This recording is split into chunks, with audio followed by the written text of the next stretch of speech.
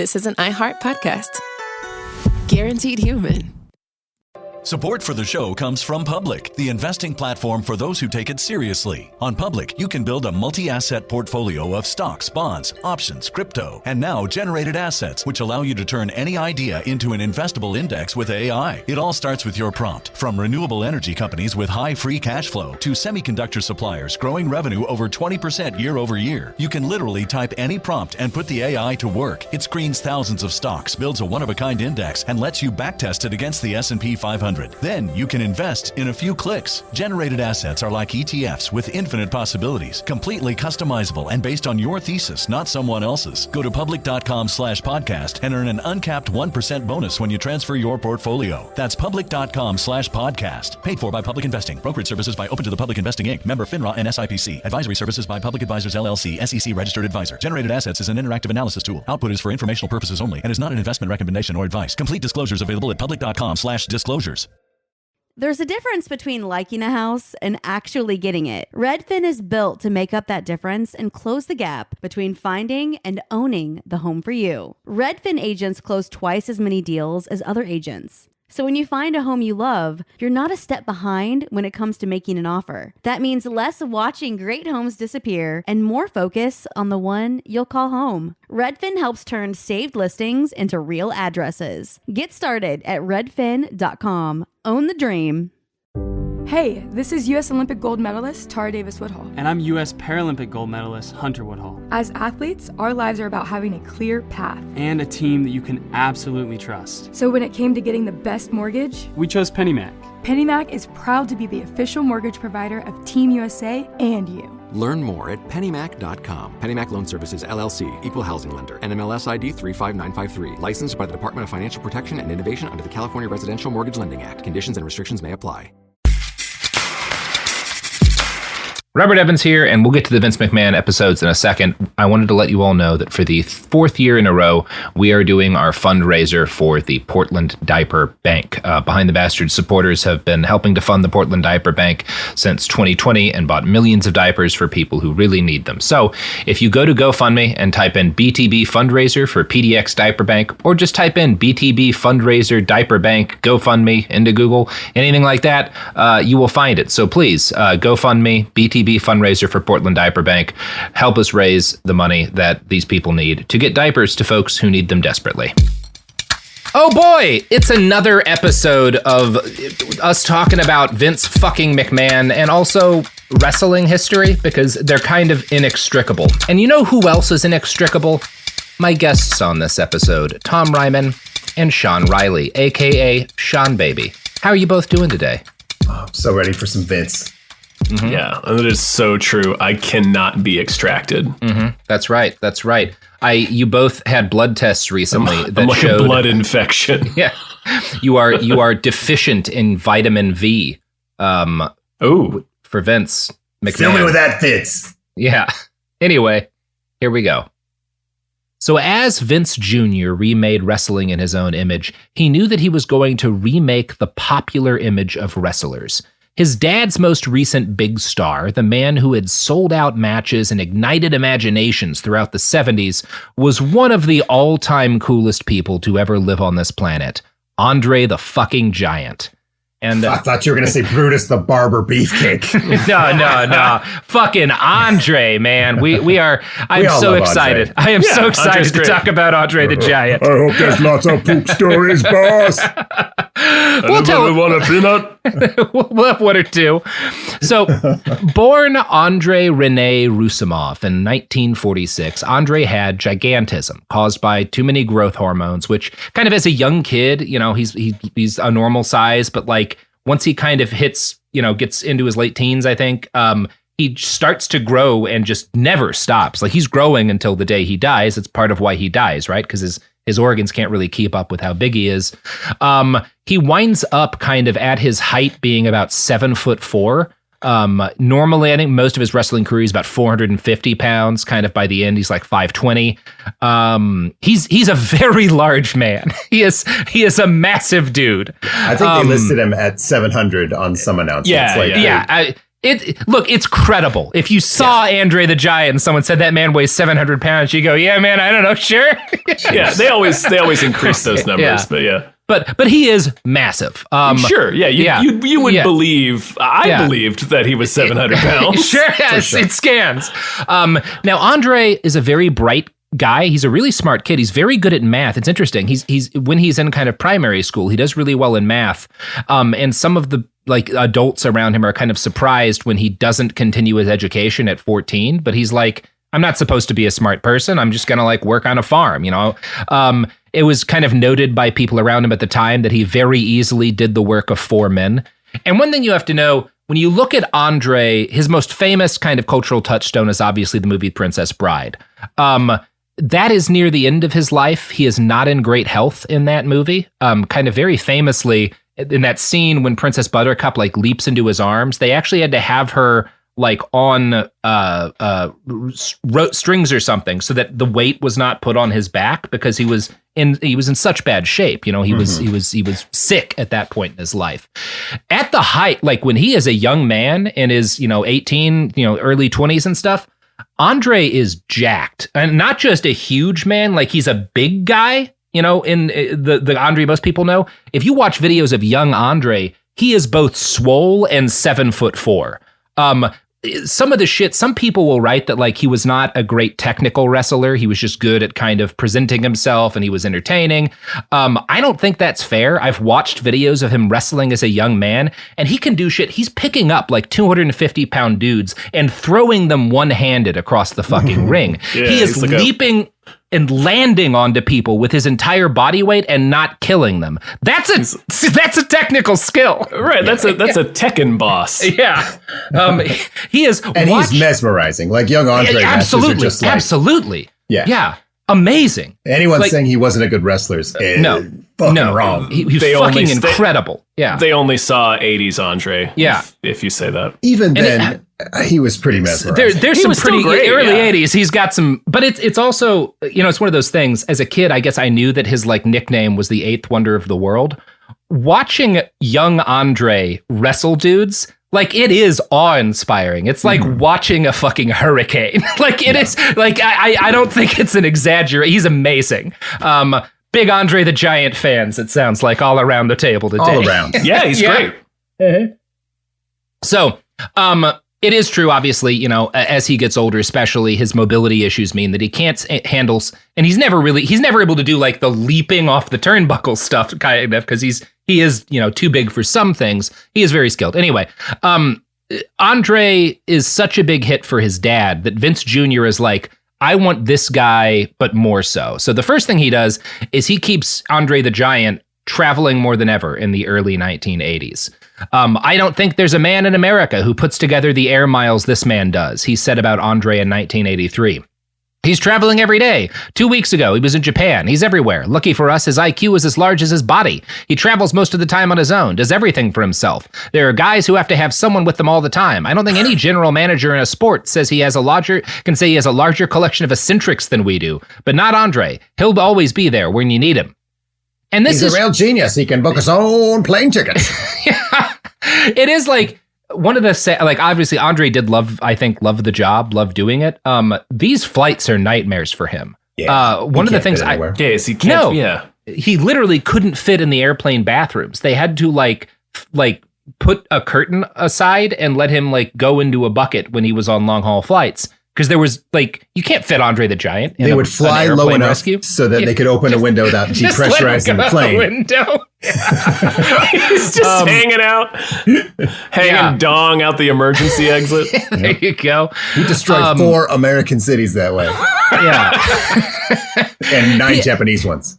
He was kind of known for being the boss. That's what other wrestlers called him, was the boss in the locker room. And one of the things with Andre, he was really the only guy in the business who would never lose, right? If Andre's in a match, he's going to win the match. And one of the things that kind of and still everyone wanted to wrestle him because like if you're a big regional wrestler, you want to lose to Andre the Giant and just lose well because that can make your career, right? Just fighting him can make your career because he's fucking Andre the Giant. Now, the sheer ferocity of Andre's travel schedule and the social demands of stardom wore him down over time, as did his lifestyle. Being massive, he ate incredibly huge meals, but he also drank an estimated 7,000 calories of beer and wine per day.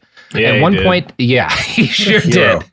At one point, he got into a contest with an Olympian named Chris Taylor that ended with Taylor tapping out at 126 bottles of beer and Andre drinking more than 147. Good for both of them. Yeah, that's too much beer. That is too much beer. Like honesty here. What's the most beer either of you have ever drank? Like in say like a day. Yeah, I mean maybe like 30. You know, okay. And that was intense. That was like regretted it for days. Yeah, like I've had 26 before. I've never gotten to 30. I think I've been in the 20s. Yeah. Okay. So we all understand that's like a one time in your life you drink. Yeah. Like a quarter of what Andre did, kind of. Yeah, and it hurts you for possibly years. For sure. It's one of those things that you have to do it when you're like 25 because test your limits, you know. Yeah. I couldn't do that now. No. Oh, God, no. I'd never wake up. It'd be real sad if we all did it now, but yes. Once or twice in your life, you gotta party. You gotta test the limits of your party. Yeah. Look at that event horizon of alcoholism. You must taste the oblivion of partying. Yeah, and with Andre, you know, part of why he drank so much is just that, like, it affected him less than it does people who are not 7'4" giants. And part of it was he was in horrible pain because his body was far too large for his back and his knees. Yeah. So even for Andre, there's some sadness behind those. Yeah, there is some Now, there's some funny stories too, because one of when kind of Andre is this is in kind of the mid 80s when he's sort of at his near his height as a famous wrestler, he and Arnold Schwarzenegger become friends. And this is like almost peak bodybuilding Arnold, a little bit past that. He was the monster in Conan the Destroyer. Yeah, exactly. So the two of them go out like drinking and have a meal one night. And at the end of the dinner, they have a fight over who's going to pay. And Arnold tries to be like, I'm going to pay. And Andre the Giant picks up Arnold Schwarzenegger and sets him in the eave of a window above them so that he can go pay. Lifts up Arnold Schwarzenegger like he's a China doll. Let me down. like carrying a cat out of the room. Exactly. To Arnold Schwarzenegger. Get me down, I'm scared. God, he was so cool. He's the coolest. He probably went out with Wilt the Stilt that night because he was in Conan the Destroyer. Yeah, you have to assume so. You have to assume they just drank all of the liquor in that small town. Oh man, that must have been cool. That must have been a cool night. Yeah. So by the time Vince takes over, he's already starting to look for Andre's replacement. You know, Andre is probably the biggest name in wrestling or close to it, you know, tied with a couple of other guys. But he's old. He's not able to move the way he was. It's kind of clear that he's on the downswing of his career. And Vince finds Andre's replacement in a young man named Terry Bollea. Now, Terry was just in his 20s when he'd started wrestling for the WWF. A child of the 1950s and of a dirt-poor neighborhood in Port Tampa, Florida, Terry had loved wrestling as long as he could remember. His favorite wrestler as a kid was Billy Graham, who is the younger brother of Vince's mentor, Dr. Jerry Graham, which is pretty cool. I do love that the Grahams had such an impact. Young Terry was particularly drawn to Billy because of his larger-than-life physique, including improbable 22-inch biceps. These muscles were the product of steroids, as Billy was among the first generation of wrestlers to get really into that shit. He evangelized them to other wrestlers, saying, "You can feel your body stretch. Just lay in bed and you'll feel yourself grow." So that's great. Good stuff. Okay. What? Okay, muscle wizard. Okay. Yeah. So Terry starts getting infected with strength. So Terry starts hatch out of your chest like a little creature. So Terry starts wrestling small time in Florida. Graham notices his skill and he buys him a drink one night in Tampa. And Bolia stated what everyone else knew by now. He's like, yeah, guys aren't breaking into the big leagues of wrestling anymore without chemical assistance. And so young Terry is like, hey, I know that you kind of need to be roided out to some extent. You have to be larger than life to make it in this business now. What should I do to take my career to the next level? And Graham is like, you should take Diana Ball and Winstrol and then chase them with Valium, because that's what I do. Great he thought he was call. going to get some real, like, you know, you got to get out there and grind. You got to try your best. But no, he's like, no, take this chemical muscle growth. If you have any space in your ass that isn't drugs, you're doing it wrong. Mm-hmm. Like, fill that butt.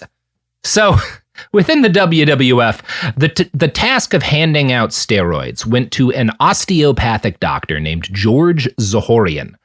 He'd started as a house doctor for the McMahon's League and then became one of the chief state athletic representatives for Pennsylvania. He was required to examine every wrestler to see if they were healthy enough to perform. The allegation made later was that Vince, who was alleged to be a steroid user himself, would not so subtly encourage wrestlers to get bigger. This didn't take much of a push, since it was obvious that only the monsters got the choice roles. So Dr. Zahorian would go through wrestlers one by one to check them out. He brought a doctor bag full of steroids, painkillers, and Valium with him and would ask, is there anything else you would like? If it isn't here, I can get it for you and send it to you. I honestly cannot imagine a more corrupt job than WWF house doctor. No, like, you just say that and you're like, there's not a person in the world that doesn't immediately know what that means. I will note, this is not an allegation that Vince or the WWF broke any laws, because steroids are not illegal at this point, right? Okay, sure. Right. Like this is like, by just handing them out like candy, you're not necessarily breaking the law as a doctor. No. Maybe the Hippocratic Oath. Maybe the Hippocratic Oath, you know, we can argue that on a personal level, but this is not like illegal drug dealing in the 80s, right? Listen, it's my sworn oath to make every one of these wrestlers' asses as hard as a concrete dipped horse. So, Terry Bollea. Is that how they make statues? That is, Sean. That's why PETA hates statues so much. Every one of them, even the ones not of horses. Look, right. You go to the Washington Monument, that's full of horses. It is horses all the way up that son of a bitch. That's just 58,000 horses stacked on top of each other. Silently screaming from inside every one of those. That's what happened to all of the horses from the South that we captured in the Civil War. Yep. That's how we punish them. So Terry Bollea. Your betrayal will be remembered forever, horse. It would be very America if we just punished the horses for just the Confederacy. Just punished the horses, yeah. Well, there wouldn't have been a war if they hadn't carried them there. Those horses were no angel. Tell it to God. So Terry Bollea is going to become the poster child of the success that steroid use could bring one of Vince's wrestlers. He could not have succeeded in the business during an earlier era. Hulk Hogan, as he came to be known, was not a good technical wrestler. He never gets very good at the technical stuff. He's good at, number one, he's a good performer in that he's like good at, you know, presenting an appealing personality to the fans, and he's good at being a gigantic muscle freak, right? Matches with him had to be kind of scripted to avoid some of the choreography that guys like Bret Owen could have done, right? Or Bret Hart could have done. Yeah, you know, he's no honky tonk man. Yeah. He just speaking as a Hulkamaniac, he was pretty great. Yeah, and again, wrestling is. This has always been the case. We talked about this in that earlier age. You don't have to be a great technical wrestler to be a good wrestler. It's different kind of things. Hogan, though, a lot of his early success comes from the fact that he is just so fucking big. 10 years after their meeting, superstar Graham met Hogan again at WrestleMania 3, and he later told Inside Edition, "We went off to a shower stall, and Hogan pulled down his wrestling tights. I injected him with 600 milligrams of testosterone in the right buttock. He had scar tissue on his butt from so many injections over the years, and it was hard to shove the needle in." Jesus. Hell yeah. Get through that leathery dinosaur skin. He does have skin like a fucking leather jacket. Like he has the complexion of Indiana Jones's jacket. Always Sunny, they had that bit where they said he had the skin of a hot dog. Yeah, it's perfect. Perfect analogy. Yeah, Genius. It's ideal. So by the late 1980s, Hogan was the WWF's biggest star. Andre still drew crowds, but his body was by now very much failing him. Vince became aware that his former main draw was on the way out. Now, previously, Andre had been treated like a supernatural force. No one was ever allowed to actually beat him. And again, careers were made by just getting hits in against the Giant. He was beloved. He was cheered every time he came on. He was kind of the ultimate babyface. But now Vince engineered a storyline to turn him into a heel. Andre was somewhat uncomfortable with the whole turn, but Vince executed it effectively, having the Giant betray Hogan and turning him into an object of disdain for the audience. At WrestleMania 3, they cheered as, for the first time, Andre was beaten in the ring by Vince's new golden boy, Hulk Hogan. From here, Andre's career descended rapidly, and his last matches were a dispiriting series of villainous appearances. For the first time in his life, he was booed and jeered as he entered the stadium, an experience that his friends say caused him some amount of anguish as his body continued to fail him. That sucks. Making a big sweet man feel bad is, given the crimes this guy commits, is low on the list of Vince McMahon evil. But the way this all goes down says a lot about him. I found a documentary. There's a documentary. It came out in 2018 by Bill Simmons, just titled Andre the Giant. I have a lot of criticisms of the documentary. There's a degree of whitewashing in it that's pretty significant. But they get Vince to talk for it. And there's a moment in this that is extremely revealing. And I'm going to play that for you now. When his career was over, he had no value, to himself. No longer am I going to be around the boys and socializing and things of that nature. I'm stuck here in North Carolina, and I was responsible for the fact that business was good and everybody else was going on without him. Andre more or less wanted to blame me, and resented me a bit because he knew the business was going to go on without him. I think Andre resented that a little bit too. His time was up, damn it, And yet I was going to continue on. And sometimes it can even be a situation whereby, you used me. No longer, when I was in Andre's presence, no longer was it this loving, warm admiration that we had for each other. It wasn't there.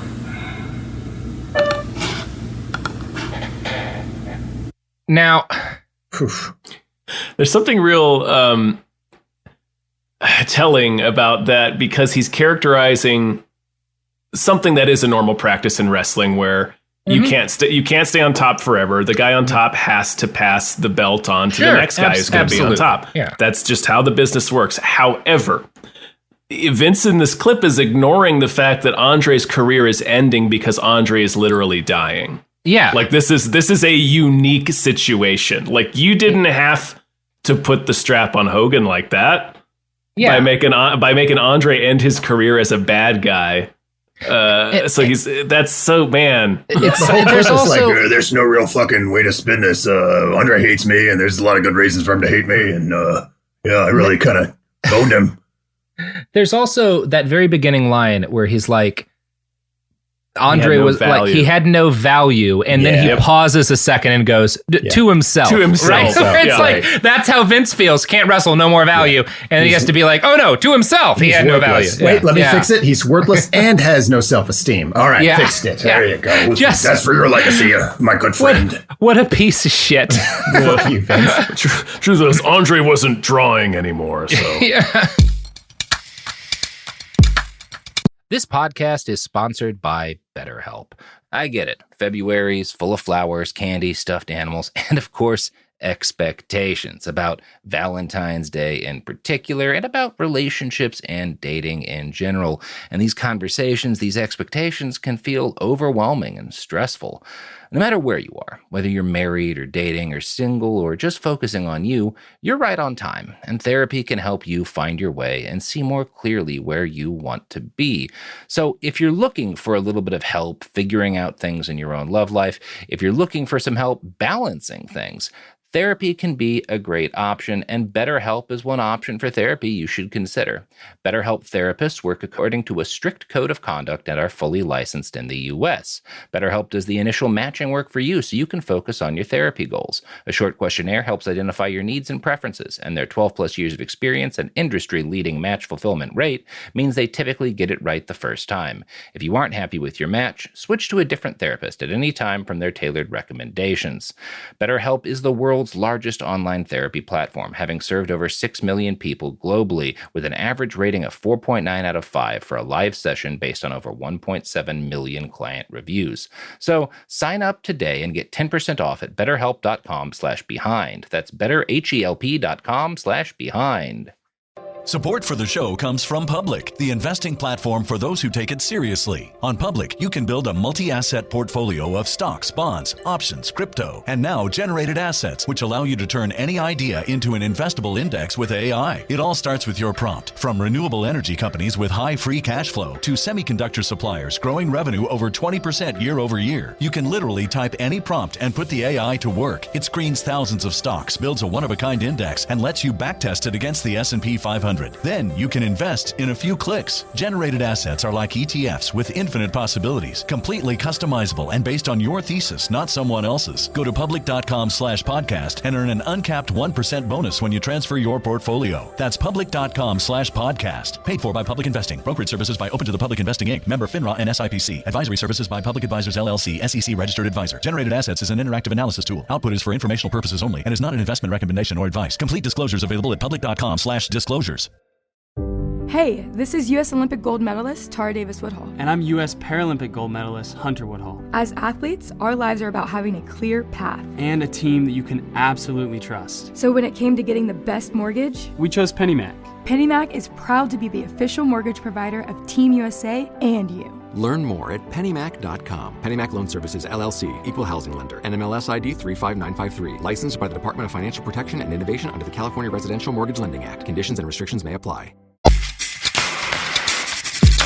Now, I will say this is not in that documentary because, again, it whitewashes some shit. But there was something else in Andre's, the fact that Andre in his late life seems to have hated Vince McMahon. Something else besides the fact that he'd been made into a heel. Because Andre was very close to one of the earliest actual crimes that Vince has been accused of committing.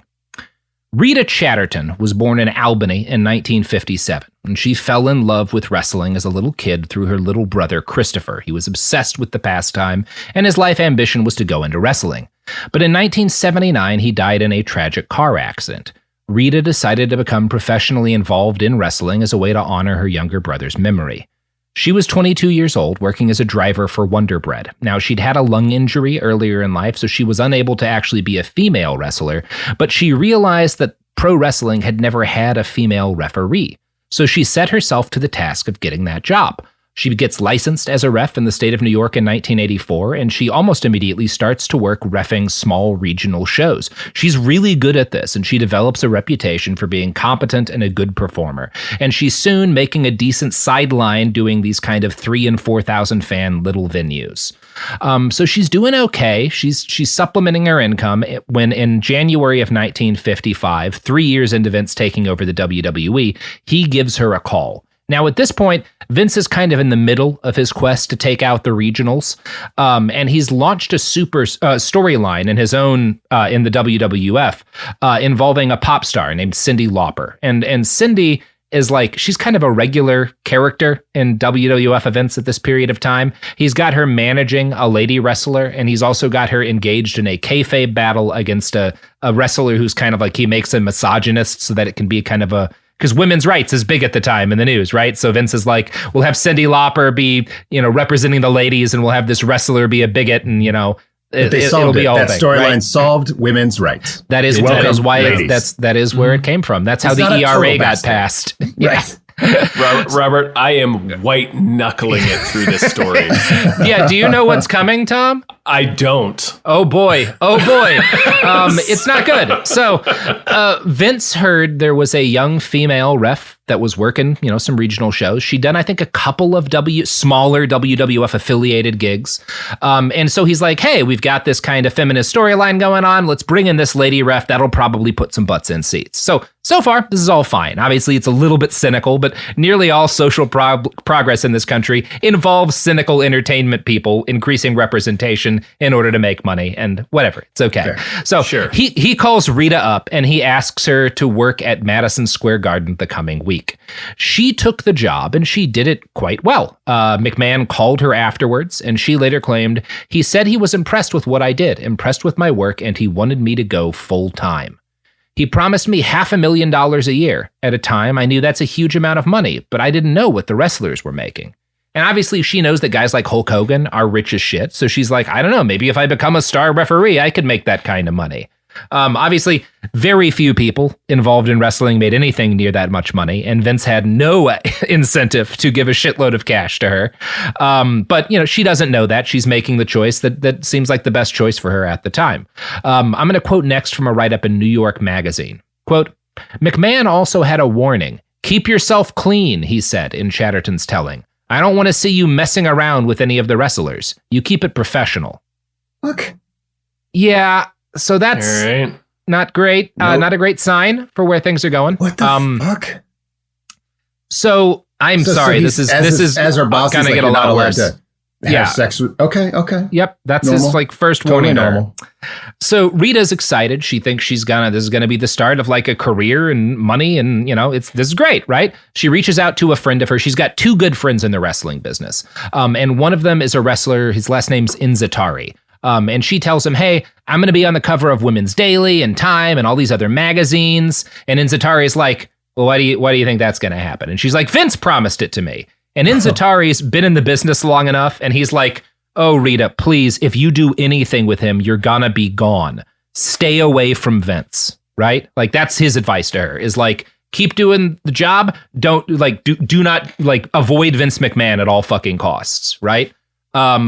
And I think it's one of those things. He had heard rumors. Is not, at this point, there's not anything kind of publicly out about Vince being a sex weirdo. But, you work in the business, you hear, and he tries to warn his friend away. He's like, look, This is a bad guy to be fucking in business with. As a casual Time magazine reader, he knew that they don't do a lot of cover features on WWF referees. So, if you're in Rita's position, working as the first female ref in pro wrestling, and it seems like starting to succeed in a massive scale, though, how can you not move forward with this, right? And for a while, Vince kind of kept his promise. She kept getting brought in for very big matches. She gets a kind of a small part in a spread in Cosmo. So she's it sort of seems like this is starting to happen for her. She's optimistic enough about the future for good reason that she quits her job as a delivery driver. McMahon also had her on his unsuccessful cable talk show, Tuesday Night Titans. She wore a loose-fitting white dress, and McMahon praised her in ways that were vaguely off-putting, saying, you have been accomplishing things that certainly women have never accomplished before. I mean, you weigh approximately 120 to 130 pounds. Not getting personal, somewhere in there. And for you to step into the ring with the giants, I mean, you realize what can happen to you, do you not? Now, what does that mean? That you could go with crushed and not. Yeah, I mean, you could go with crushed. I think he's trying to sell the danger of it because he's always that carnival barker, but also I don't want to be recorded giving Vince McMahon the benefit of the doubt. Right. No, that would be absurd. People at the time, you could give him the benefit of the doubt. It's going to become very clear later. Right, that, free of any context. Let me rephrase it. Free of any context. That is how I would interpret that. Sure, absolutely. Yeah. Now, for the most part, Vicky's pretty happy, but week after week and eventually months go by, and the contract that Vince had promised her didn't show up. The Vicky $500,000 referee contract didn't happen? That's shocking. So Rita, I don't know why I said Vicky. Rita claims that she asked McMahon for an audience, and he agreed to meet with her after a show. When she arrived for the meeting, a bunch of other industry people were there meeting with him. She tried to start a conversation during dinner, but he kind of brushes her off. And then he catches her as she's leaving the bathroom. And he's like, hey, I don't want to talk to you about your career in front of all these other people. It's none of their business. Why don't we go to a second location and you get in my limo with me? All right, Rita. Yeah. Bring a knife. Yep. Yeah. Knife, maybe like some kind of, I don't know, gun that launches mace. Yeah, any of that. Good idea. Obviously, I'm not going to beat around the bush here. Vince unzips his pants he propositions her. This is how Rita later describes what happens. Vince continued to, if you want a $500,000 contract, you're going to have to satisfy me, and this is the way things have to go. Vince grabbed my hand, kept trying to put my hand on him. I was scared. At the end, my wrist was all purple, black, and blue. Things just didn't, he just didn't stop. This man just didn't stop. According to Chatterton, the next thing that Vince says is, how's your daughter going to go to college? Of course, she doesn't have to go to college.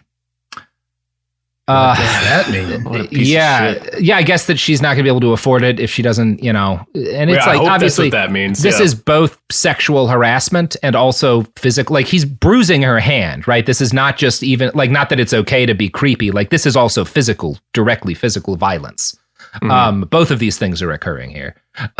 So Chatterton later claims, I was forced into oral sex with Vince McMahon. When I couldn't complete his desires, he got really angry, started ripping off my jeans, pulled me on top of him, and told me again that if I wanted a $500,000 a year contract, that I had to satisfy him. He could make me or break me, and if I didn't satisfy him, I was blackballed. That was it. I was done.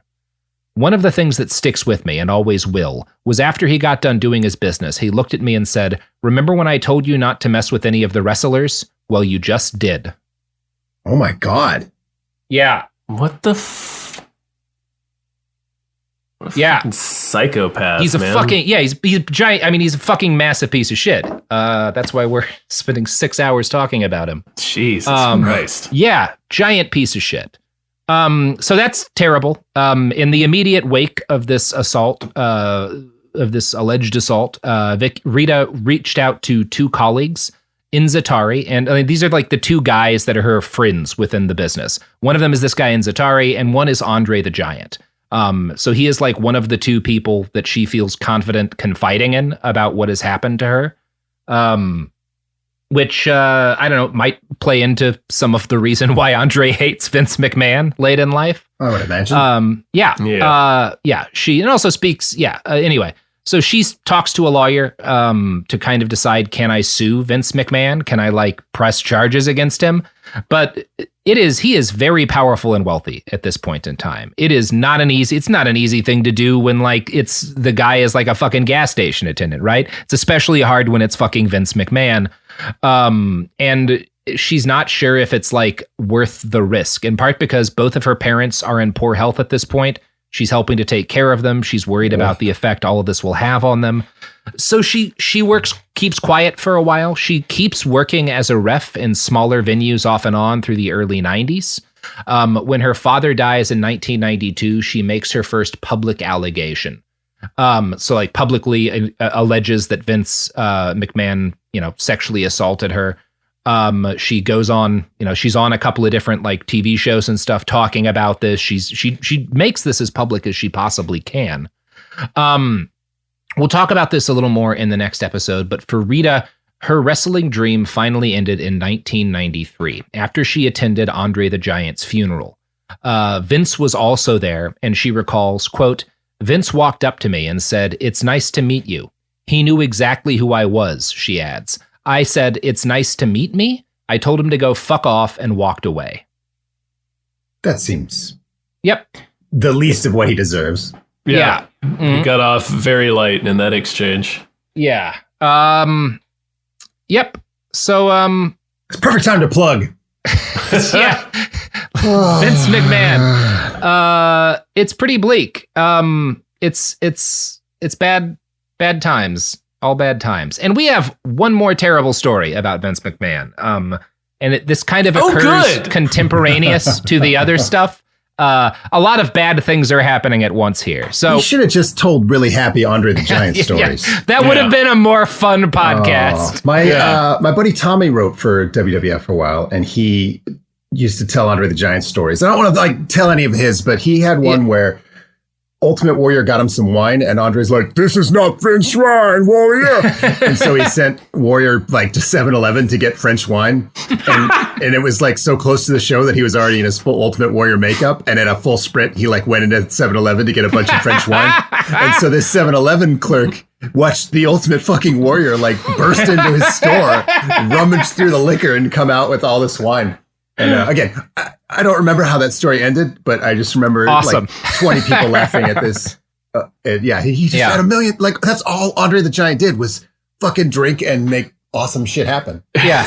There are a couple of funny stories about him getting like drunk enough that he passes out in like hotel lobbies and stuff, and them just having to be like, well, let's put a blanket on him. No, you can't move him. This is a real problem. Like, he is an impassable. It's like a hedgerow. Yeah. You have to we build need a a room around Bangalore torpedo to get through him.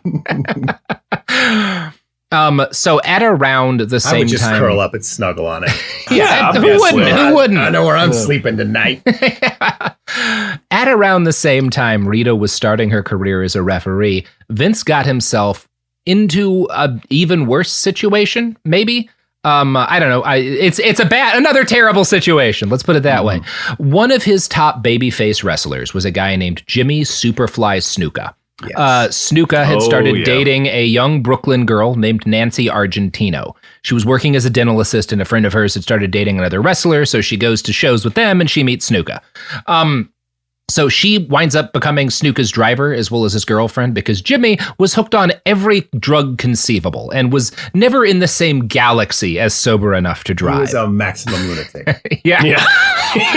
The most extreme lunatic. In very short order, the two start fighting. And on January 18th of 1983, the police are called to a hotel in Salina, New York for a domestic disturbance between them. It wound up taking a whole team of cops to subdue Snuka, who was at that point about 85% trin and cocaine by body weight. Now, Snuka kind of like one of the things that happens during this fight when the police show up is that Argentino runs out of a room to like tell the cops what he's been doing. And while the cops are there, he grabs her by the hair and drags her face across the drywall.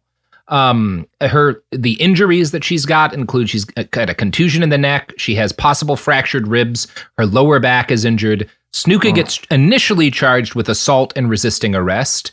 Obviously, Vince, this is a problem. Snuka's a fairly prominent wrestler. He's got to deal with this. He does not care that this guy has just beat the absolute shit out of a young woman. He's like kind of his immediate plan is I have to go into damage control mode. And according to an investigation by wrestling journalist David Bixenspan, Argentino was initially trying to pursue criminal charges against Snuka, but she kind of suddenly makes a change to signing an affidavit claiming that she was in no way seeking prosecution against him. We don't know exactly what happened, but a police report was uncovered fairly recently that shows that I think this was a part of Josie Reisman's reporting, that shows Vincent McMahon tried to talk her out of making a complaint against Snuka in the first place. And as a result, Snuka winds up pleading guilty to harassment, but has his other charges dropped. He makes a donation to the Ronald McDonald House charity, but otherwise suffers no consequences.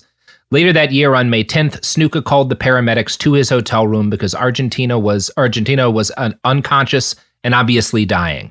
Snuka first claimed that they had a fight. He framed it as a playful thing, that they had been play wrestling and she'd hit her head, and he thought she was okay until she had trouble breathing the next day. She gets taken to the ER where she dies the next day at 1:50 a.m. The coroner sees enough evidence of violence to suggest a police interview. He believes it's a homicide. So they take Snuka in for questioning.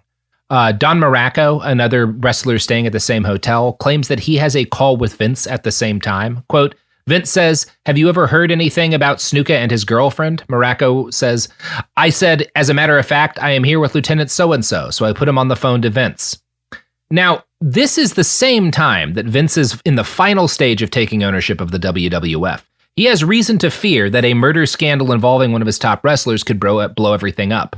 We do not know what he said to the cops or to Snuka, but the next day Snuka changes his story. Instead of this play wrestling bit, he tells cops that like they'd been driving and she'd gotten out to pee in some bushes and she'd slipped and hit her head on the pavement, and that's what caused the injury, right?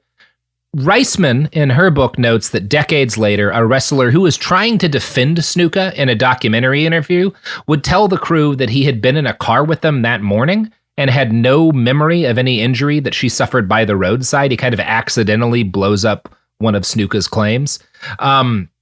Snuka holds to that story forever, though, that she just hits her head, in a freak accident, and that's what causes all this. The WWF does cooperate with the investigation, and eventually Snuka is released. He is not charged with any crime, despite the fact that the coroner had advised the case be investigated as a homicide. Josie writes, Argentino's younger sister, Luis Argentino, would later recall that Vince, or one of his proxies, she didn't remember the name and just called him Snuka's promoter, called Argentino's mother not long after her daughter was buried. Miss Argentino, I'm so sorry for your loss, the sister remembered him saying. Do you think $25,000 would help you?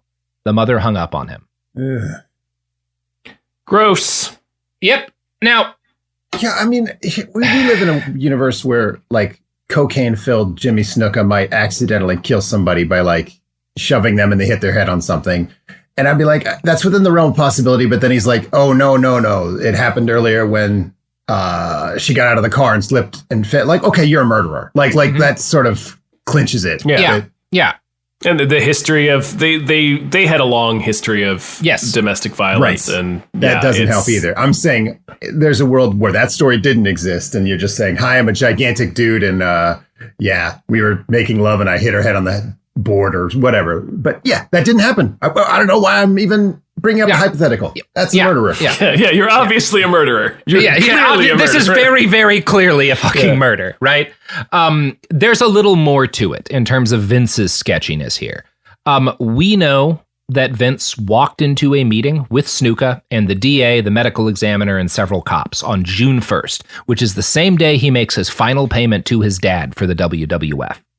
Now, the DA at this meeting later recalls that Vince did all the talking. Snuka himself later wrote this cryptic paragraph about the meeting for his autobiography.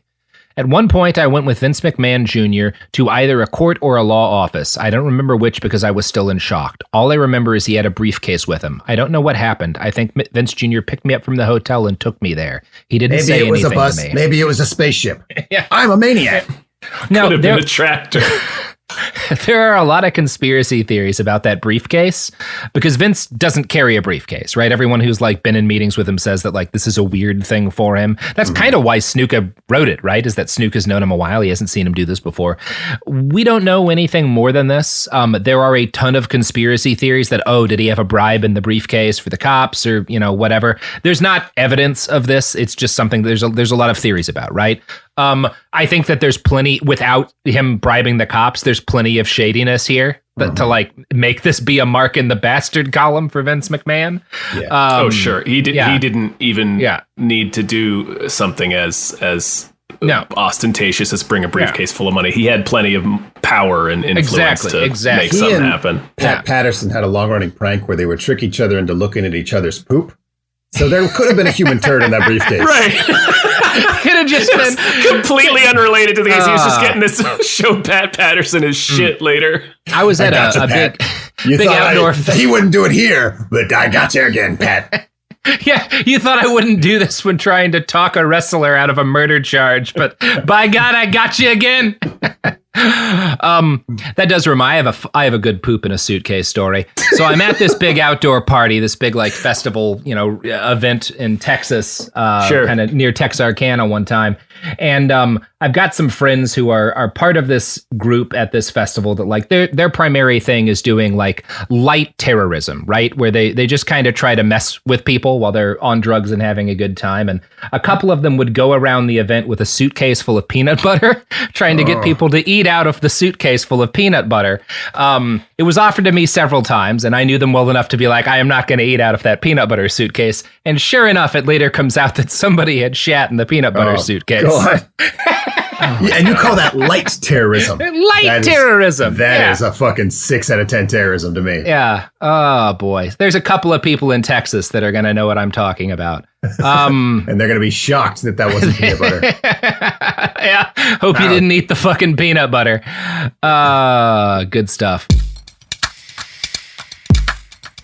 Support for the show comes from Public, the investing platform for those who take it seriously. On Public, you can build a multi-asset portfolio of stocks, bonds, options, crypto, and now generated assets, which allow you to turn any idea into an investable index with AI. It all starts with your prompt. From renewable energy companies with high free cash flow to semiconductor suppliers growing revenue over 20% year over year, you can literally type any prompt and put the AI to work. It screens thousands of stocks, builds a one-of-a-kind index, and lets you backtest it against the S&P 500. Then you can invest in a few clicks. Generated assets are like ETFs with infinite possibilities, completely customizable and based on your thesis, not someone else's. Go to public.com/podcast and earn an uncapped 1% bonus when you transfer your portfolio. That's public.com/podcast. Paid for by Public Investing. Brokerage services by Open to the Public Investing Inc. Member FINRA and SIPC. Advisory services by Public Advisors LLC, SEC registered advisor. Generated assets is an interactive analysis tool. Output is for informational purposes only and is not an investment recommendation or advice. Complete disclosures available at public.com/disclosures.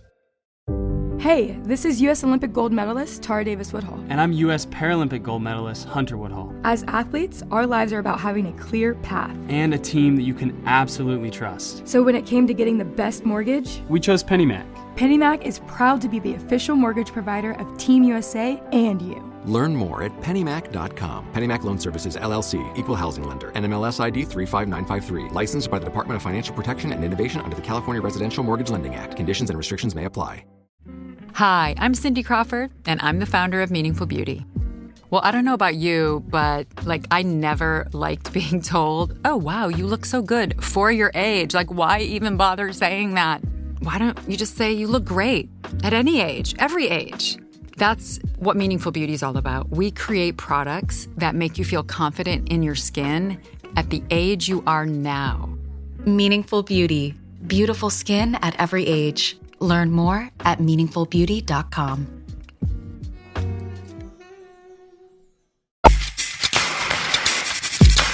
Well, speaking of cobra venom, today right now we're going to talk about a man who could drink raw cobra venom and feel nothing. A hero I think we're all familiar with, Jesse the Body Ventura. We all love Jesse. Yeah, everyone loves Jesse. And there's very few people that Jesse hates more than Vince McMahon. So and this is as a result of it being a story about Jesse the Body Ventura, this is going to be a story about Vince McMahon as well, and a story about unions. Strap in here. Born James George Janos, which is not nearly as good in it. I can see why he went with Jesse Ventura. James George Janos, just not the same kind of. But it's also not a wrestling name. No, it for sure. Yeah. JJ. I'd go with JJ. Janos? That's Janos. Janos, the Hands of Fate. There's that's a lot the of name of a champion. So, born in 1951, Jesse is a child of Minneapolis. His parents were World War II veterans, both of them, and his older brother served in Nam. Jesse opted to join the Navy in 1969 rather than be drafted, and he was. If you've seen Jesse the Body Ventura when he was young, he's a very fit guy. He's pretty large and frightening. So his superiors are like, this guy, we should maybe, put in for some more intense training. So they wind up sticking him in a program called BUDS, which is like underwater demolition. Demolition. Yeah. Janos. Yeah, Janos. So, without getting into too much military nerd stuff, BUDS is what becomes the Navy SEALs, right? The Navy SEALs kind of evolve out of this elite underwater demolition program.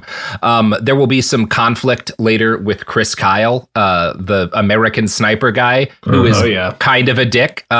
And he'll accuse Jesse the Body Ventura of lying about having been a SEAL. Basically, everyone agrees it's fine for him to call himself a SEAL. They turned into the Navy SEAls right after he was in there. It's whatever. It's okay. That's a real technicality. Yeah, I'm not going to call that one stolen valor. Right. We're really splitting hairs, and Jesse doesn't have that many of them. Yeah. So. Yeah, exactly. He doesn't have any room for splitting. Yeah. He's got to keep what he's got. So he's stationed in Vietnam. He is a Vietnam veteran, but he never winds up in combat or anything like that, which is good. Combat's bad. You want to avoid it as a general rule. He is able to transition to civilian life, and he does so with the help of the Mongols Motorcycle Club, which is based out of, I think, San Diego at the time. And kind of not long after he's in there, they wind up in this like really bloody gang thing with the Hells Angels. Jesse actually winds up testifying on their behalf at one point to be like, well, when I was in them, it wasn't like a criminal gang, whatever you want to say about them. Like they didn't start out as like part of a criminal enterprise. You know, they really had my back. They helped me transition into civilian life, which is like, that's why motorcycle gangs start up, by the way. Like the first of them come up after World War II as like a thing for vets who can't really fit in with the rest of society. Whatever. Mm-hmm. That's how Jesse gets out of being in the military. He transitions, you know, back to civilian life. And he decides like, well, now that I'm back in, you know, the normal world, nothing makes more sense than getting incredibly jacked and working as a bodybuilder. And after getting incredibly jacked, because he's this huge dude who has military training, he's able to get a gig working as a bodyguard for the Rolling Stones. He's like, whenever the Rolling Stones come to Minnesota, Jesse Ventura is watching their back. Mm-hmm. Get me Janos. Yeah, get me Janos. That's a pretty cool gig, except for Rolling Stones bodyguard is a job with a body count. But that's not his fault, right? Sure, that's the Hells Angels, you know? Yeah. So because he's, you know, this giant guy who's great at fighting, it kind of increasingly becomes clear to him that the real way for him to make some money off of his most evident assets is to get into pro wrestling. Now, he knows that Janos is not the best name he could possibly have. Hard disagree. Wow. Do you know why he picks Jesse the Body Ventura? Probably to sound more like Hulk Hogan or more Californian. Yes, more California. That's exactly right. He wants to, his like initial, like the kind of like theme of his character is he's like a Southern California Muscle Beach bodybuilder guy. Okay. And so, yeah, that's why he does it. Better than a Minnesota maniac, I suppose. No. Better than and this is the real stolen valor. There's a lot of muscle freaks in Southern California that Jesse's taken work from. His neon shorts are the stolen valor. Yeah. Kind of guy who's fine with him calling himself a Navy SEAL, but livid about the last name Ventura. You're not from Ventura Beach. Come on. You've never rollerbladed in your life.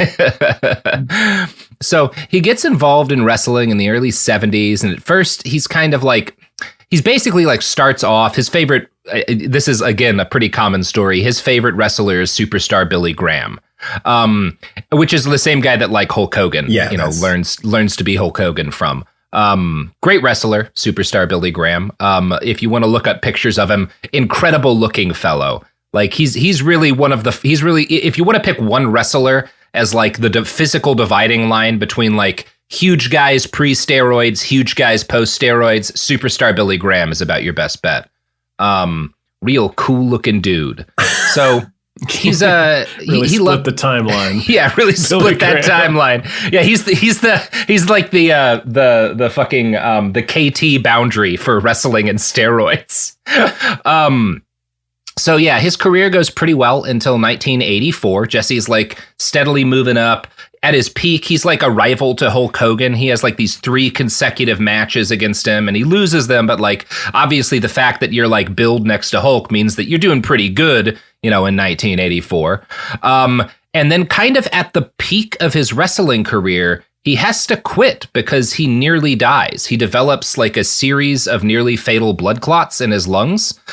His like wife has to fly in because she thinks that he's like he's like about to die. Like he comes very close to like leaving this earth as a result of it.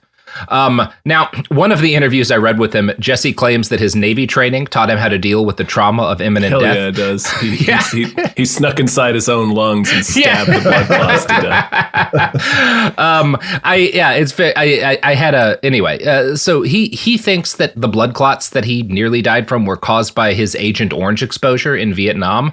I mean, I have no way of proving that, but maybe. It probably wasn't good for him. It couldn't have helped. Something like 500,000 people die from Agent Orange. So, you know, pretty decent chance, actually.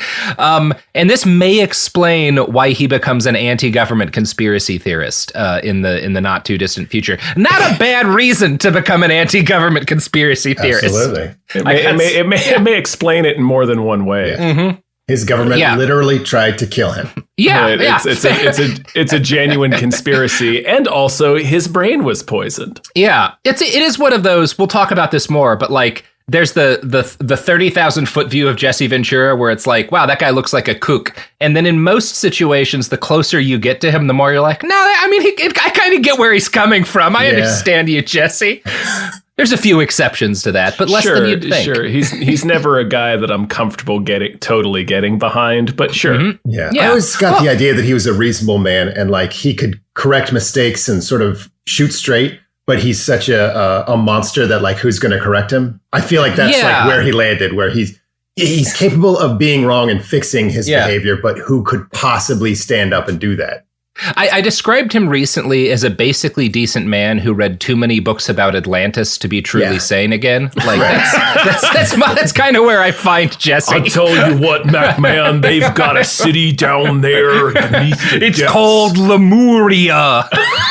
He just needs to meet an Atlantean and it'll be set straight. And Jesse the Body will be like, I met someone from down there. I had a lot of wrong impressions. I tell you what, McMahon, if you can find Poseidon's trident down there, you can breathe forever. He's slow enough now that we can make these jokes. He's not catching us. Yeah. So 1984, he's out of commission because of this lung thing, but he's still pretty popular. And Vince, there's a lot. I mean, we are saying what we will about Vince. He's pretty good at like recognizing talent, and he sees like, well, this guy can't wrestle right now, but I don't want to just like throw away money. And he's got some skill. Like he's really good at talking. People seem to like enjoy his personality.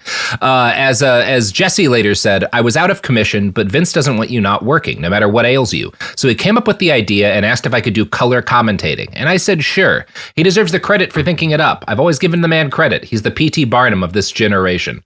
Accurate. Comes up a lot, that P.T. Barnum comparison. Yeah. I don't know that. That's actually an interesting question, because I would argue that Vince might not necessarily be the best at picking talent. I feel like he's always been a guy that's best at noticing marketability, which is a bit different. Yeah, I mean, that's fair. I think they wind up like sometimes working similar. Of course. There's testimony that I read through where Vince is testifying to the Waxman Committee in 1996 about a bunch of shit that we're going to talk about, the steroids and safety precautions and stuff. But they ask him during this how talent gets picked and like the way in which it works when like someone is a new wrestler. At what point does Vince come in and start having an influence on their career and kind of shaping their storylines?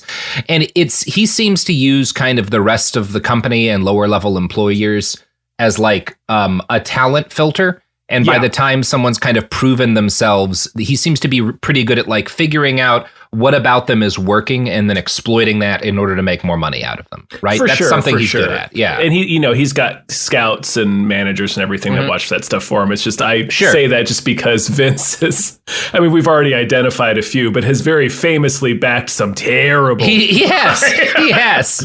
I mean, it is like with Steve Jobs, like the man had some good ideas, but we've got the Newton in there too, like there's a lot of crap that winds up getting out.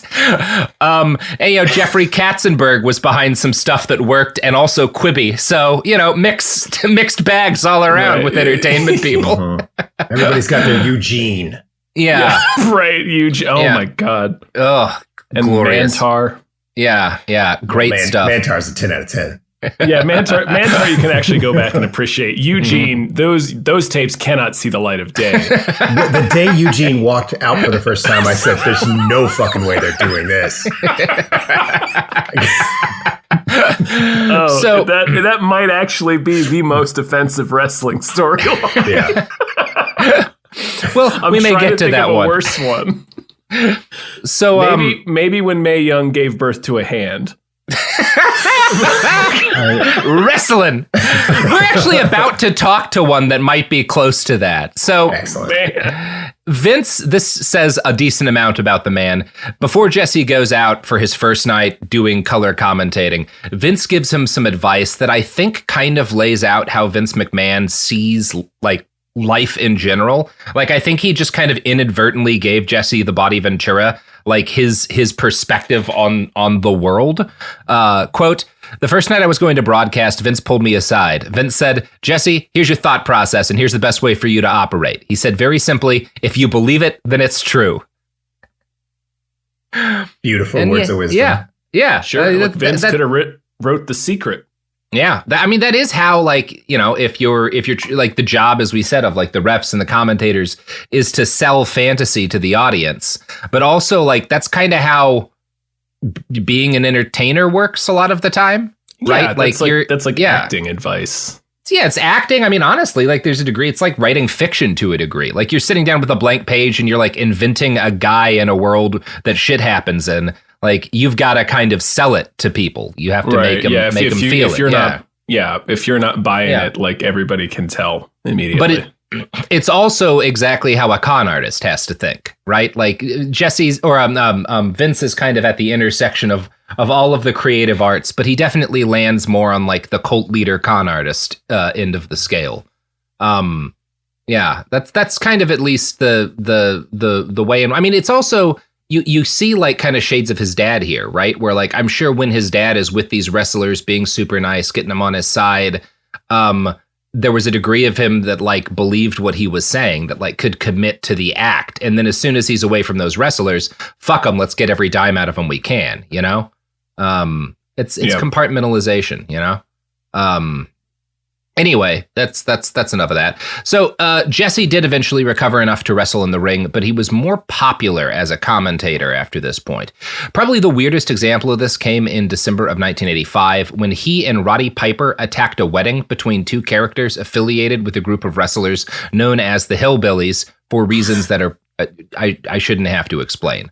Next on our 5-part series of the Hillbilly Wedding. Yeah. So for reasons that have not, I have read several explanations of this. None of them make much sense to me. The New Jersey State Athletic Control Board will not allow the WWF to stage a fake wedding. Okay. I don't know why they get to make that decision. That doesn't seem like it's in their wheelhouse, but they're not allowed. Where's the overlap there? Yeah. Why not? What's the problem with a fake wedding? Yeah. What did you marry, Vince? Yeah. One of these people married a horse and it was your fault, and New Jersey knows it. This is an area where I will say, like, the regulators were maybe getting a little bit handsy here, because that doesn't make much sense to me. But the two characters getting married for this fake wedding are also fiancés in real life, so they agree to have an actual in-ring wedding that will be broken up by a mass wrestling melee. Now, Ventura insists that he's under orders from Vince during this to bury the two hillbillies getting married. Vince is basically like, I want you to insult them as badly as you possibly can. Like, really hurt these people when you're out on stage. Like, fuck them up with your voice as badly as possible.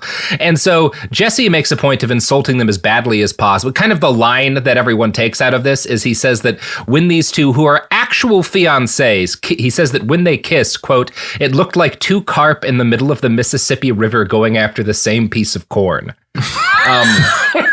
It's beautiful in its way. It is poetic. Yes, that's not a bad line, but that's also pretty mean.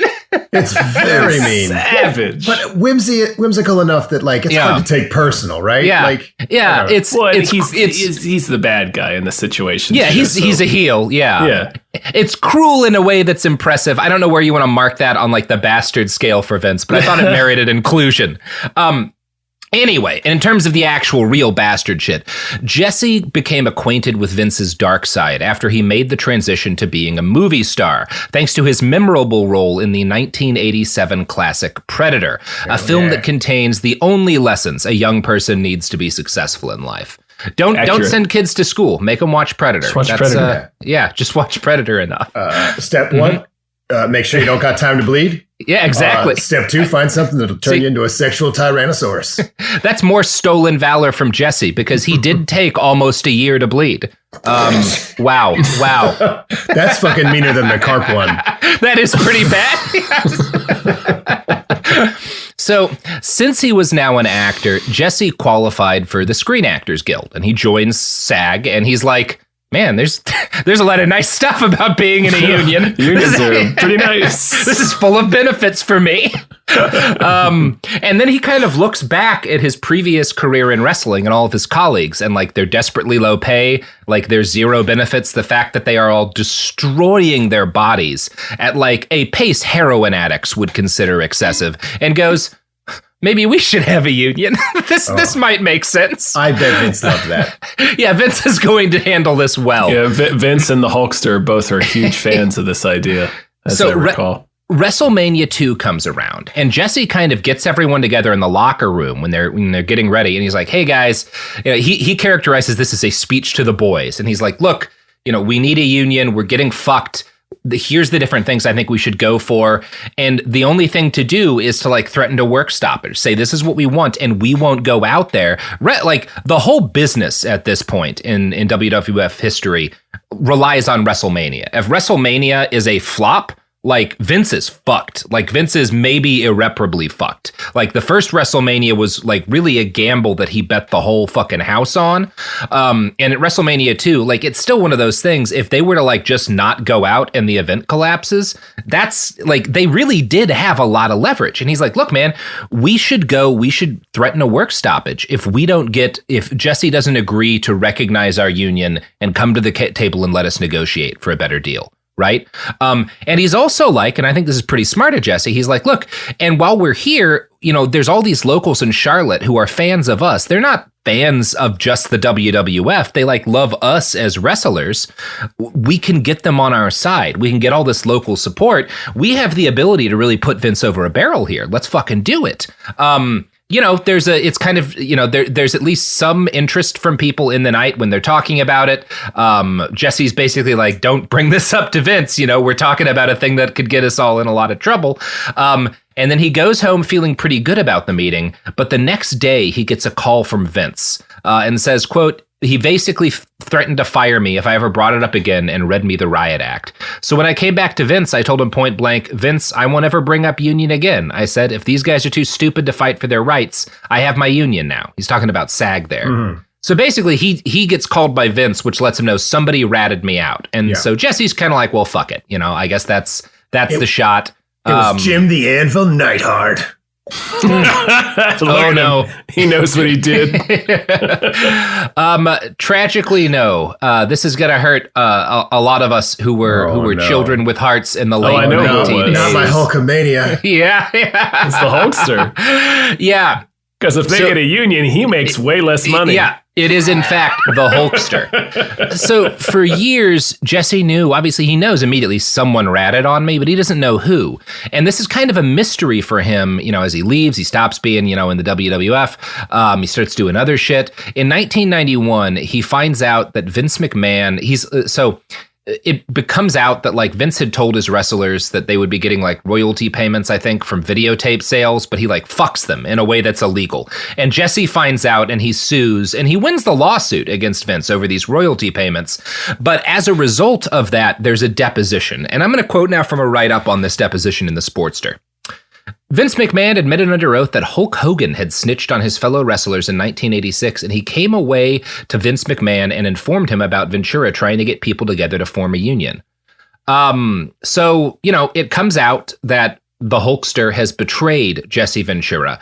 And on a pretty recent podcast with Stone Cold Steve Austin, Jesse said, it was like someone punched me in the face. This was my friend, and I thought, Hogan betrayed me? Hogan called Vince and ratted me? It's a tragic story, Mm-hmm. It's a real bummer. Bummer about the Hulkster. Bummer that Jesse got betrayed. I do feel like if you're a wrestler, you shouldn't compare betrayal to getting punched in the face, because getting punched in the face is like things working well. Right. Like that is the job, is it normally? Right, it's like not getting punched in the face. Yeah. The good news on this story, at least, is that unlike every other wrestler we've talked about, Jesse has about as happy an ending as it can have, because he's actually lived a pretty amazing life. He goes on to be elected in 1999 the governor of Minnesota. He's not a bad governor. It's not like Arnold, where like he's this kind of right-wing ghoul for, or at least like normal right-wing governor, and then kind of becomes a more progressive person afterwards. Jesse, despite being like a hardcore libertarian, like immediately so he, number one, because he wins this kind of surprising victory, the Republicans and the Democrats hate him. But the thing that he makes like his central campaign issue is establishing a light rail system from Minnesota and like connecting the Twin Cities via light rail. And he has to like go to fucking war in order to push this light rail system through. But he's like, why they have it, which is pretty dope.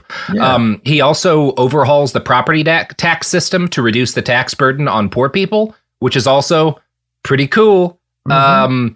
He's surprisingly progressive on gay rights for a governor in the late 90s, early 2000s. And he wrote it. One of the things that's interesting, I checked in on like his opinions on some recent stuff because I was like, man, there's no way Jesse the Body Ventura has like a good take on, like the trans, stuff going around on the right now.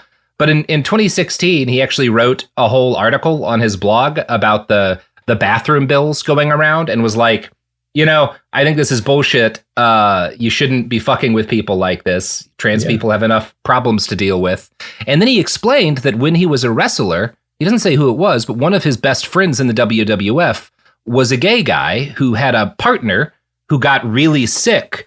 And he was like, my friend couldn't visit his partner in the hospital. And that really broke my heart. And it was like the thing that caused me to realize, that this was a really unjust system. So that's kind of, that's nice, Good Jesse. Yeah. All right, Jesse. Yeah.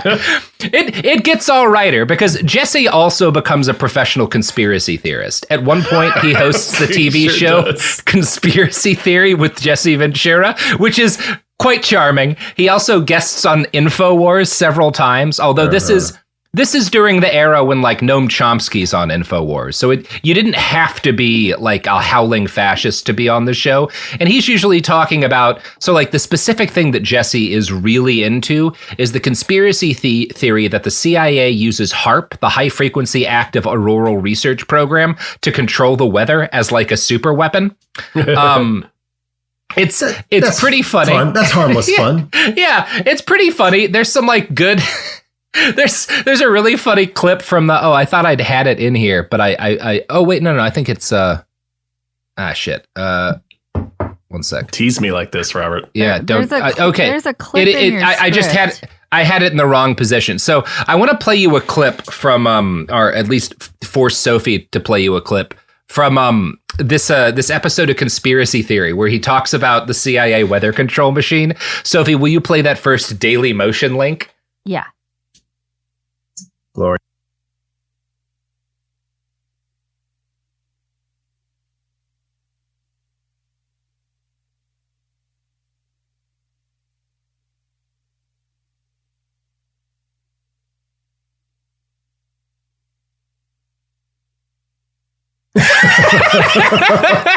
That's so funny. That's all I wanted to show you. He floats that. No, absolutely not. So you're saying if this $10 bill fell out of my pocket, I could go inside? I'm absolutely not saying that, Mr. Ventura. That's pretty funny. And it's a pretty harmless conspiracy theory to believe in. I encountered a conspiracy theory about this conspiracy theory on Twitter, and I forgot who told it to me. I apologize for stealing from you, but it's too fascinating not to say. And this guy's theory was that Jesse became a believer in like the CIA weather control weapon conspiracy theory because he watched an old G.I. Joe cartoon. Yeah. And yeah, it is true. In 1984, the same year that Jesse spent a bunch of time bedridden and sick because of his blood clots, G.I. Joe: The Revenge of Cobra, a TV miniseries, aired, which focused on a Cobra plot to control the world using the Weather Dominator. So it is not impossible that Jesse's like hallucinating and like sick and thinking about Agent Orange when he like flips past this G.I. Joe miniseries on TV. It could be true. Fever dream of his years in Vietnam. Think of the joy he must feel every day if he thinks G.I. Joe is real. Yeah. I mean, Sergeant Slaughter was in it. He probably knows Sergeant Slaughter. He killed Nemesis Enforcer with an elbow drop. Look, I don't know that we've tested to see if like that's not a side effect of Agent Orange exposure. Is what believing G.I. Joe is real? Yeah, it's possible, Tom. You can't prove it's not. Listen, we can't test for stuff we don't know what we're testing for. So the DOD's trying to keep a lid on this shit. Yeah. We got to blow it open. One of the things that I can't. Again, kind of Jesse being the guy that he is, you get a lot of like people who kind of just sort of assume, especially because he's been on InfoWars, that he's in sort of the Alex Jones sphere and that he probably has a lot of really bad takes on a lot of things. I'm not going to say he doesn't have, we all have some bad takes, right? But he actually has a lot less of them than you'd expect. And I think some of like what people expect of him is based on shit he did a very long time ago. For example, in July of 2021, a post went viral on Facebook with the text, "Jesse Ventura warned us since 2009, which is about the COVID-19 pandemic. And it's a clip from this episode of his show. Basically, it's a clip of him in his 2009 show being like, visiting a Bilderberg group meeting and being like, they're going to make a bioweapon to kill people, right? So you can see how it like a lot of COVID people will be like, Jesse was warning us that like the elites were going to make a bioweapon. And I can see how seeing that you would assume that he was just kind of involved in the lockdown, anti-mask shit. That is not the case. And in fact, in October of 2020, Jesse Ventura made a public statement claiming that modern America, based on his experience in the COVID-19 pandemic, he believed modern America would have lost the Second World War. Quote, this country sacrificed in World War II. Do you think there would have been any argument over wearing a mask for the people of World War II? I'll tell you, if we behaved like we are right now, Hitler would have won. He'd have won because this country won't face any type of, they don't want to sacrifice. What is wearing a mask? That is nothing to do for it to be required to do that. And yet we have half the country who won't put it on because they got egos. We got a president that won't wear one and even gets sick and he still won't wear one. I'm just glad that this generation wasn't around when my mom and dad fought in World War II because we would have lost had we had the same type of response we're having today to simple things of sacrificing a little bit for the common good. That's some real shit there. Yeah. He's not wrong. I mean, no, he's very right. Yeah. Yeah. But I mean like you can look back at like they called it the Spanish flu at the beginning of the 20th century, and they were people who had a similar response back then. But sure, his what he's saying is historically debatable, but in terms of like what it says about him as a person, I think the thing you have to conclude, really looking into it, which is not to say he's not wrong about stuff, but like he's like up there with, one or two other people as like the most consistently reasonable politicians with meaningful electoral success in the United States. Just always, during the invasion of Iraq, he was really consistently anti the invasion of Iraq. My favorite Jesse Ventura moment is he goes on The View when the stuff about the Bush administration's torture policy comes out. He goes on The View and they're being like, well, they're saying, this is waterboarding. Maybe it's not really torture necessarily. And he's like, no, look, when I was in Bud's training, we had capture evasion resistance sort of like training, and I got waterboarded, and I'll fucking tell you it's torture. Right. I don't know. I think Jesse the Body Ventura, kind of all right guy. There's a quote I remember from him where like someone was snowmobiling in Minnesota and they like crashed through the ice on a lake and died. And they came to Jesse Ventura, who's the governor at the time. They're like, we need to change the regulations to make like snowmobiling safer. And he said where TV cameras could see him, he's like, you can't regulate stupidity. I mean, those guys fucking drove out in the lake and died. I mean, what do you... God damn. What a normal guy thing to say as a politician. It is. He has a couple of those. That my other favorite Jesse moment is when he's governor of Minnesota. The state of Virginia, every so often, there's this Confederate battle flag that got captured by a Minnesota infantry unit during the Civil War. And periodically, Virginia will be like, please give us our flag back. And when they did it to Jesse, his response was, why? We won. Come get it, bitch. If your response is anything other than to do the jerk off motion as hard as you possibly can, it's like, here's our flag back. Conquered, not stolen, motherfuckers. Anyway, that's our very long Jesse the Body Ventura digression, and also how Vince McMahon and Hulk Hogan killed the WWF union. now I feel like this episode is full enough for you all to be proud Probably of. several human beings as a result. Yes, almost certainly, Tom, if you're including the lack of medical care as an act of murder. I sure am. A non-zero body count. Listen, if Hulkster didn't stop wrestlers from unionizing, we would have never got No Holds Barred, Mr. Nanny, Suburban Commando, none of these things. Well, okay, now that you mentioned Suburban Commando, I've come back around. Any body count is worth having that movie. Anyway, speaking of body count, I got 2 high body count guys, right? Why don't you plug your pluggables? I don't know where I'm going with this. All right. You are right. We have murdered scores of people. Yeah, you could either interpret it as murdered or as sex in the way that the kids today are. Anyway, that's gotta do it for all of us here at Behind the WWF. Having a good day. Tom, Sean, you got a pluggable to throw up in here? Go ahead, Tom. Oh, sure. I have a podcasting and streaming network with my buddy Dave Bell. Both of us also from Cracked, like everybody here. It's Gamefully Unemployed. You head over to patreon.com/Gamefully Unemployed. You can also find us wherever you listen to podcasts, and check it out. We have a lot of cool original shows, and you can commission your own podcast. It's pretty neat. Check it out. All right. Well, 3 years ago, I started 1-900hotdog.com with the legendary Robert Brockway. Hell yes. And it's kind of as close to Golden Age Cracked as anything, I imagine. It's the last comedy website. We got words and jokes, just like the good old days. Yeah, it's like the comedy equivalent. Have you guys seen the second Planet of the Apes movie where there's that society living underground worshiping nuclear weapons? Oh, sure. That's what we're going for. It's the that of internet comedy. And eventually something confusing is going to happen with Charlton Heston, and you will bring about the end of days. Which is why everyone needs to get to 1-900-HOT-DOG right now, because if you give them enough money, we can avoid the 2024 election. Or accelerate it. Yeah, or accelerate it, one of the two. And that's the podcast. And Robert, if people liked this episode but said, there were a lot of ads, what could they do about that?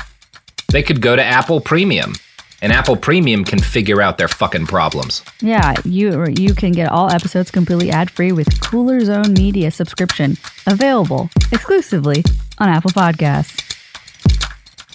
You didn't see it, listeners, but I gave you a really charming smile with a big thumbs up. I didn't. I was scaling the whole plug. Oh, thank you. Good balance, friend. See, this is what makes you a pro. It's really sending out rage vibes to try to counteract more from Cool Zone Media. Visit our website, coolzonemedia.com, or check us out on the iHeartRadio app, Apple Podcasts, or wherever you get your podcasts.